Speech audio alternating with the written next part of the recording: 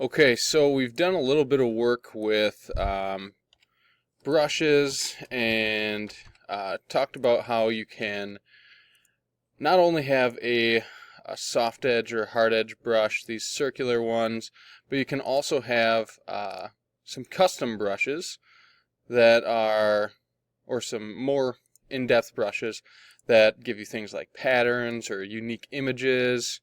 And those brushes are things like leaves, which you can edit just the same way as you could a normal circular brush, including the colors, or stars or what have you, anything on Adobe Photoshop, all these options.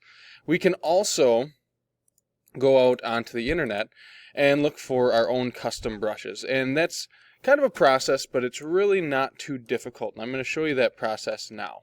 Okay, so on the classroom you're going to find this document which tells you step by step how to do it. We're going to also use that for this video.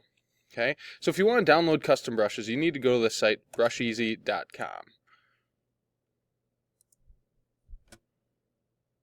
Okay, so let me open that up. There we go.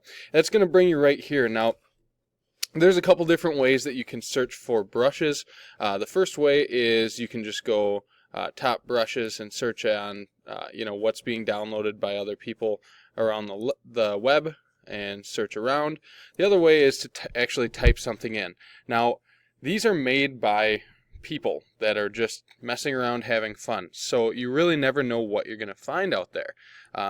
One I do all the time is show the SpongeBob brushes, but if you search for other cartoons, you're probably not going to find them. Somebody just really wanted to make a SpongeBob brush. Okay, so you can search for things, but it's more like general stuff like cars. I'm sure we'll have quite a few results. Okay, so I'm going to stick with SpongeBob, and when you search for something, very important to note, the results are down here. These first two lines, this is a big advertisement. If you look, it says sponsored images by Shutterstock. So if you were to click on any of these, number one, hopefully you notice that they're not what you searched for.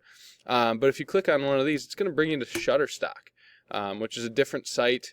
And this is just a picture. They're just trying to trick you into clicking on stuff.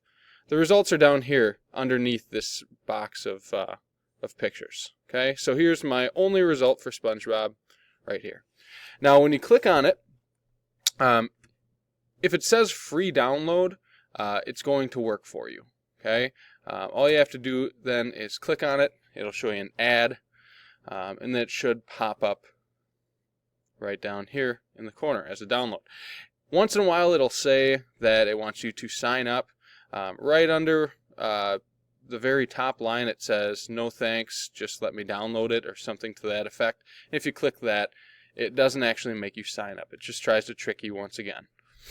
Okay, so now once we have our download, here's what we do. We click on it, and you are looking for one thing. There might be folders in here. There might be other files. You need to search through all that stuff and figure out if under type, any of the files say ABR file. That's your actual brush file. That stands for Adobe Brush File. Okay? If you see ABR file, you know you have something that will work in Photoshop. From here, all we do is minimize everything you have open so you can see your background. And we want to pull this brush file out onto our desktop. Okay? So there it is. My SpongeBob just went right here. Alright, so we've got it officially downloaded. We've done the first steps of downloading custom brushes. Now we have to get it into Photoshop. How do we do that? How do we install them? To install, you go into Photoshop. You need to have your brush tool selected. And you have to click this drop down by brushes here, okay, to choose what kind of brush you want. You go over to the double play button, then Preset Manager,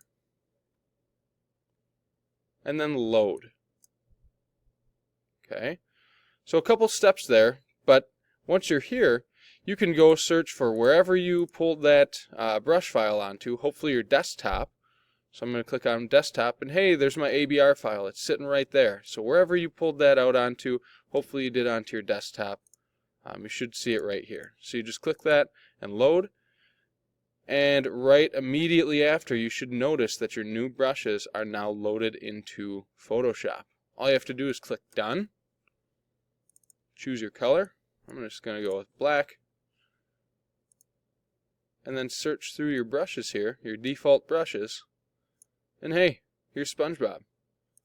Okay, so I'll pick one of him. It's a little tiny, so I'll resize it a bit, make him a bit bigger. And there he is. Okay, and hopefully you have a couple different types. Here's Patrick and SpongeBob. Okay, so hopefully that was helpful. You may run into issues. Feel free to ask questions, but for the most part, it's a pretty easy system.